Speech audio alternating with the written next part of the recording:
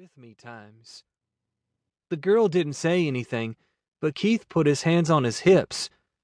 You go find somebody else to love, little rich boy. I wondered how come he kept calling me little rich boy instead of Andy. I shook my head. I love her.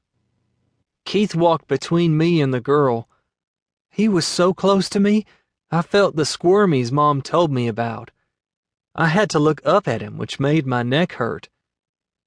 Don't you know about personal space? I asked. Look, he said. She's 16. You're a puny 14. 15, I said. I'm just small for my age. Why are you acting like you're 14 then? He laughed, and his teeth reminded me of the big white gum pieces Maggie liked. I hated them because they burned my tongue when I bit them. Leave him alone, the pretty girl said. Just ignore him and he'll go away. Don't it creep you out? Keith asked her. The way he's staring at you? The girl put out an arm and used it like a stick to move Keith away. Then she talked right to me.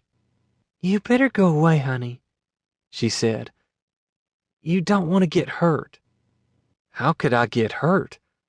I wasn't in a dangerous place or doing a dangerous thing, like rock climbing, which I wanted to do, but Mom said no. What's your name? I asked her. Go home to your fancy-ass house on the water, Keith said. If I tell you my name, will you go away? The girl asked. Okay, I said, because I liked that we were making a deal. My name's Layla, she said. Layla. That was a new name. I liked it. It's pretty, I said. My name is Andy. Nice to meet you, Andy, she said. So, now you know my name and you can go. I nodded because I had to hold up my end of the deal. Goodbye, I said as I started to turn around. Retard.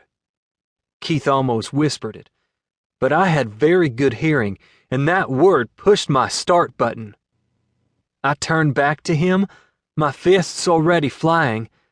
I punched his stomach, and I punched his chin, and he must have punched me too because of all the bruises I found later, but I didn't feel a thing.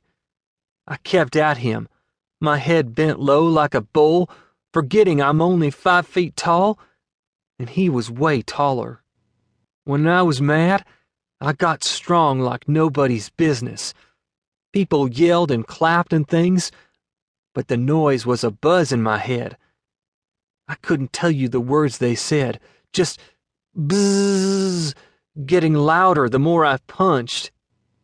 I punched until somebody grabbed my arms from behind, and a man with glasses grabbed Keith and pulled us apart. I kicked my feet trying to get at him. I wasn't finished. What an asshole!